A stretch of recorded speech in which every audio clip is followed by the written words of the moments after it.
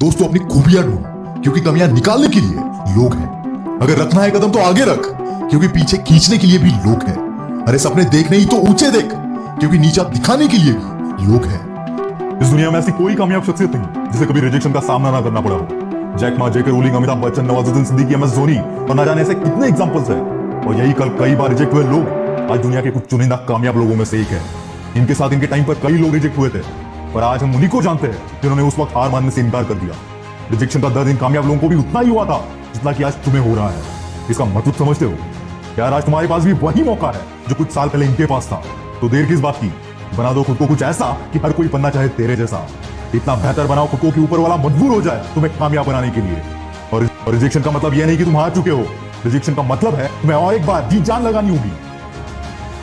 भाई याद रखना, हर कामयाबी का सफर रिजेक्शन से ही शुरू होता है और कुछ लोगों का कामयाबी पर खत्म होता है, तो कुछ लोग रिजेक्शन में ही दम तोड़ देते हैं।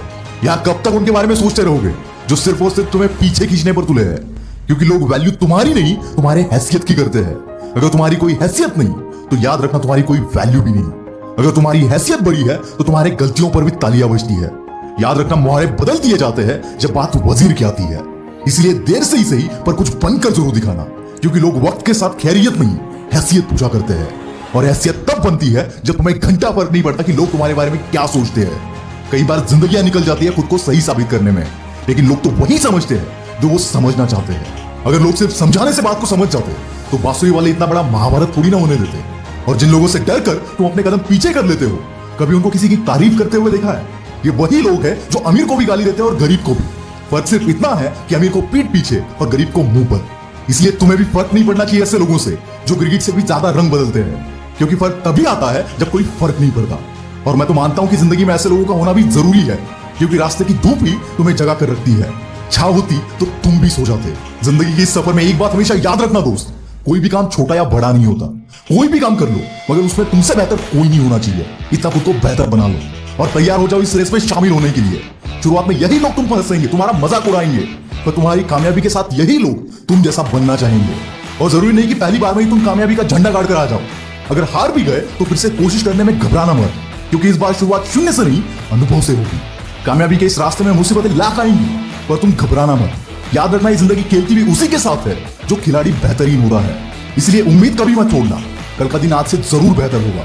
कुछ लोगों को देखा है मैंने, रास्ते की पहली मुसीबत में ही हार मान जाते हैं। जो कुछ ऐसा कर सकते थे जिससे दुनिया को इन पर नाज होता, वो एक मुसीबत के आने से रुक जाते हैं।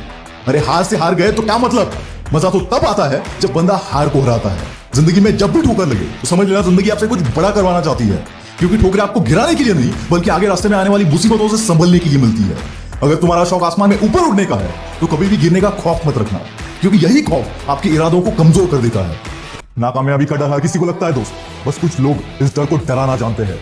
एक कॉफी शॉप चलाने वाले बंदे ने सपना देखा पूरी दुनिया में अपने कॉफी शॉप खोलने का, पर ना ही इस बंदे के पास इतना पैसा था और ना ही इतनी मैन पावर कि खुद के दम पर ये सब कर पाता। तो इन्होंने इन्वेस्टर से मिलना शुरू कर दिया। एक दो नहीं 250 इन्वेस्टर्स ने रिजेक्ट कर दिया, पर इतने हार के बाद भी ये बंदा हार मानने को तैयार नहीं था। और जब इरादा मजबूत हो तो खुदा को भी तुम्हारी किस्मत बदलनी पड़ती है। और ऐसा ही कुछ हुआ, इन्वेस्टर मिल गया और कामयाबी की सीढ़ी चढ़ते चढ़ते इन्होंने अपने कॉफी ब्रांड को पूरी दुनिया में फैला दिया। और आज हम उस ब्रांड को स्टारबक्स के नाम से जानते हैं। कोई नहीं जान पाता इस ब्रांड को अगर ये बंदा बीच में ही हार मान जाता, और शायद ही स्टारबक्स आज इतना बड़ा एम्पायर होता। अगर 250 रिजेक्शन के बाद ये बंदा कर सकता है तो दोस्त तुझमें क्या कमी है?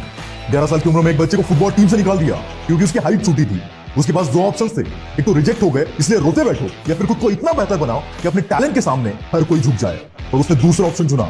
उस बंदे का नाम है लियोनेल मेसी, जिसकी गेम की आज पूरी दुनिया दीवानी है। चमत्कार रियल लाइफ में भी होते हैं दोस्त, बस बंदा जिद्दी होना चाहिए। 24 साल की उम्र में उनके मंगेतर का निधन हो गया। खुद का बिजनेस शुरू किया पर वो भी फेल हो गया। एक के बाद एक 8 इलेक्शंस में ये बंदा हार गया, और इतने रिजेक्शंस के बाद he was elected as the president of United States of America। इनके जितने रिजेक्शंस और फेलियर अगर किसी नॉर्मल बंदे के लाइफ में आते तो शायद ही वो सर्वाइव कर पाता, पर इन्होंने ना बस सर्वाइव किया पर ऐसी कामयाबी हासिल की जिसकी मिसाल आज तक दी जाती है। जी हाँ दोस्तों, मैं बात कर रहा हूं अब्राहम लिंकन की। इतने मुश्किल समय में अगर इन लोगों ने हार नहीं मानी तो तुम्हें कोई यकीन नहीं बनता रिजेक्शन से डर कर पीछे हटने का। अगर डरना ही है तो उस रिग्रेट से डरो जो टाइम निकलने के बाद होगा।